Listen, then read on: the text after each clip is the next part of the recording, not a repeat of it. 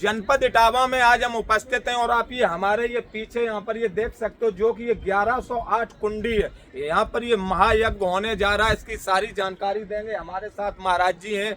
और यहाँ पर आप ये देख सकते हो कि दूर दूर तक जो सभी लोग अपने अपने कुंड पर यहाँ पर जो कार्यक्रम है वो विधिवत रूप से चल रहा है। सबसे पहले आप अपना नाम बताएं। शालिनी चौधरी। जी, कहाँ से हैं आप? हम यहीं से ब्रह्मनगर से हैं।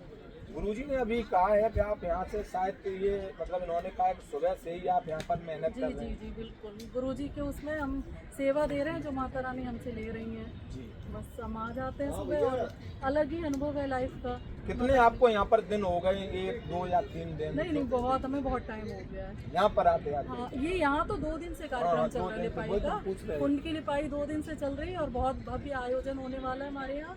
और ज़्यादा से ज़्यादा लोग आए और इसका अनुभव लें लाइफ का। ये हमें शायद हमें कभी दोबारा ना मिले। इटावा का ये सौभाग्य है। बिल्कुल सौभाग्य है, परम सौभाग्य है कि हमें इस आयोजन में सम्मिलित होने का मौका दिया हमारे गुरुदेव भगवान ने। और हम तो कह रहे हैं जो भी आना चाहे वो जरूर आए यहाँ पे। और कोई भी यहाँ पे ये भी नहीं है कि धन की मांग हो या कुछ भी हो, जिनके पास नहीं है वो भी आ सकते हैं और जो अपना सहयोग देना चाहे तो वो भी दे सकते हैं। गुरुजी हैं, गुरुजी क्या कहना चाह रहे हैं? बताया है कि 2 दिन से यहाँ पर और इन जैसी जो बहन है वो काफी बहनें अपनी यहाँ मेहनत कर रही हैं माता रानी के दरबार। कल से इस यज्ञ मंडप को सुंदर बनाने का कार्य चल रहा है, जिसमें लेपन का कार्य चल रहा है। आप समेत तमाम सैकड़ों मातृशक्तियों ने अथक मेहनत करके सुबह से लेकर शाम तक लगातार अपना घर बच्चे छोड़ के यहाँ पे जो काम कर रही हैं। निश्चित रूप से हमारी राजराजेश्वरी पीताम्बरा माई से प्रार्थना है कि इनकी मनोकामनाओं को वो पूरी करेंगे, ऐसी हमारी आशा भी है। और ये इनके सहयोग से ही इस यज्ञ को ये मूर्त रूप दिया जा पा रहा है। निश्चित रूप से सभी के सहयोग से ही ये एक अपनी संपूर्णता को, दिव्यता और भव्यता को प्राप्त करेगा। और ये भी अभी आपने कहा था कि इटावा में जो ये इटावा का ये सौभाग्य है जो पहली बार ये जो 1108 ये कुंडी महायज्ञ होने जा रहा है। लेकिन यहाँ पर ये जो कार्य है ये कितने दिन से चल रहा? 2, 4, 6 दिन से। कन्नौज यज्ञ के समापन के बाद पूज्य गुरुदेव गत 12 अप्रैल को यहाँ पे इटावा की धरती पे पधार चुके थे। तब से पूज्य गुरुदेव यहाँ पे हैं और लगातार अपनी तपस्या के द्वारा, अपनी साधना के द्वारा इस कार्य को संपन्न करने का, इस कार्य को सुंदर सुव्यवस्थित बनाने का उपक्रम कर रहे हैं।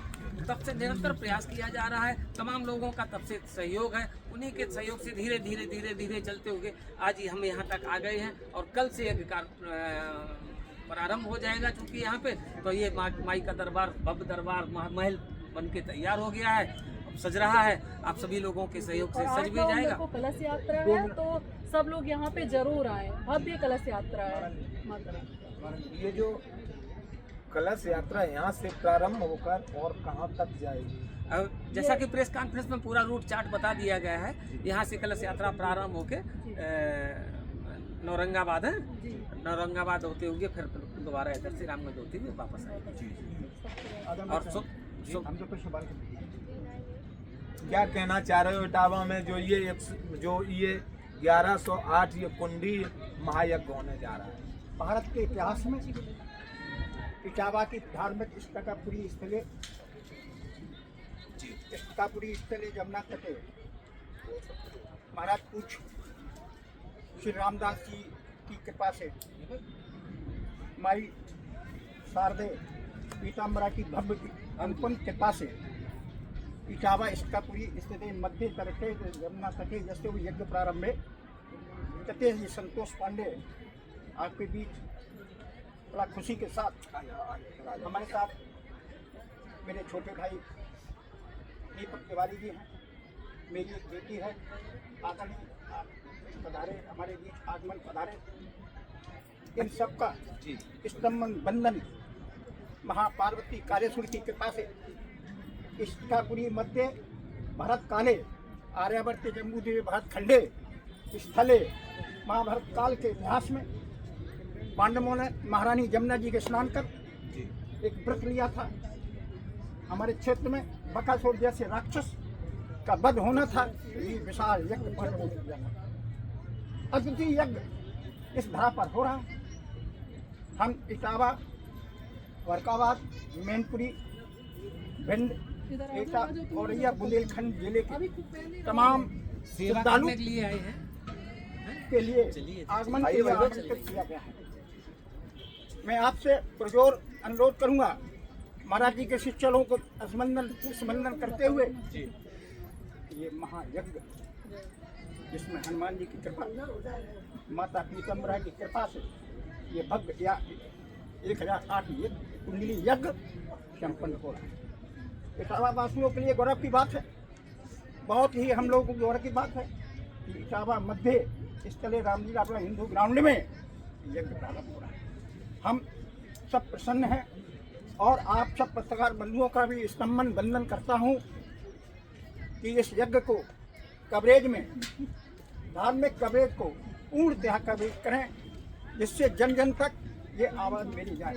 संतोष पांडे, इटावा से गोरखपुर गीता फाउंडेशन के प्रवक्ता हूँ।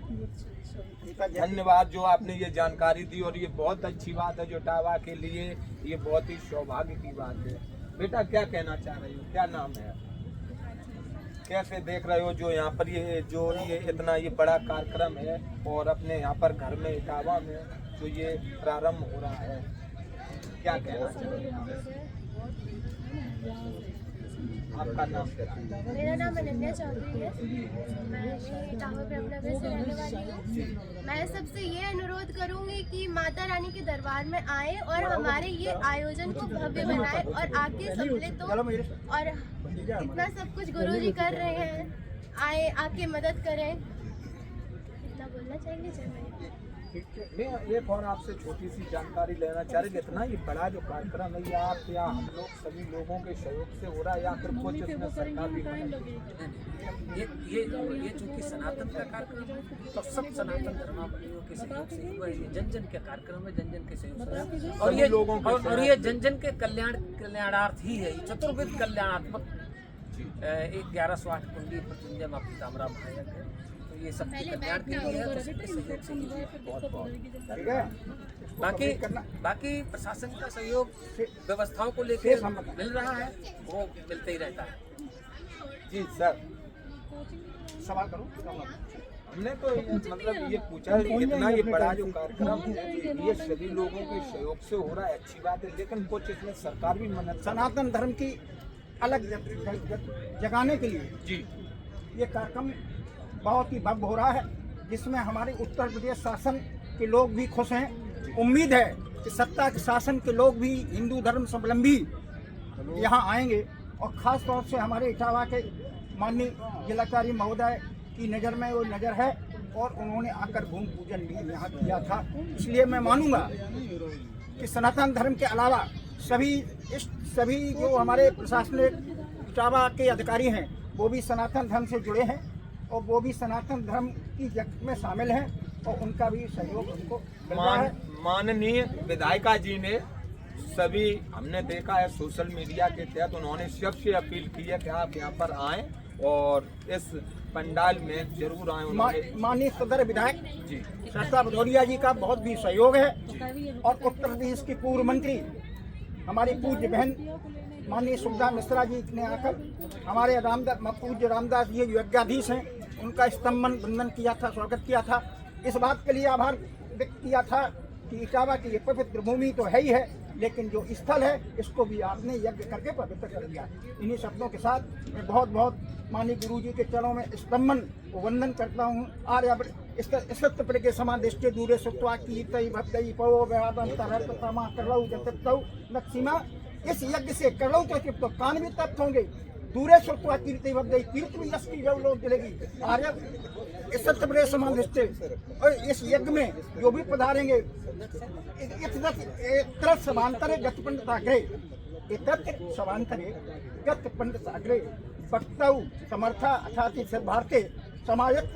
इस प्रांगण में दीपक मिश्रा आदि मेरी बेटी सभी लोग घूम रहे हैं। मेरा आपसे आग्रह है मीडिया से, इसको पूर्णता से इसको रूट चलाएं, और इटावा में हमारी विधायक जी बहन शास्त्रा भदौरिया का सहयोग है। उसके साथ इटावा की 40 साल की राजनीति में आदरणीय पूज्य बहन सुधा मिश्रा जी का भी इसमें सहयोग है, स्तंभन है, बंधन है। और उन्होंने मुझे पर्सनल फोन करके कहा कि संतोष पांडे मेरे भाई इस यज्ञ का पूरा सहयोग करना। इसलिए मैं पूज्य इटावा की धरा को प्रणाम करता हूँ, पूज्य गुरु जी रामदास जी को प्रणाम करता हूँ, जिन्होंने इस तुलसीदास की पवित्र भूमि पर आकर इतना विशाल यज्ञ किया है, हम लोगों को कृतार्थ किया है। और इसके लिए क्या है, जगत कल्याण के लिए। जब यज्ञ होता है तो देश का राजा मजबूत होता है, राजा मजबूत होता है तो हमारा राष्ट्र मजबूत होता है, और राष्ट्र मजबूत होता है तो राष्ट्र में रहने वाली जनता मजबूत होती है। इसलिए ये स्तंभन, ये यज्ञ सनातन धर्म की ज्योत के लिए पूरे विश्व में इसकी अलग बहुत बहुत आपका धन्यवाद। बिल्कुल सही आपने बोला, और आप तो हमारे एक सम्माननीय हैं। और मैं सभी लोगों से अपने चैनल के माध्यम से अपील करना चाह रहे हैं कि आप जरूर आएं, क्योंकि इटावा में जो इतना ये बड़ा कार्यक्रम होने जा रहा है, 1108 कुंडी का जो ये महायज्ञ होने जा रहा है, आप लोग सभी लोग यहाँ पर जरूर आएं। ये मैं अपने चैनल के माध्यम से सभी उत्तर प्रदेश के लोगों से और देश के लोगों से अपील करना चाह रहे हैं।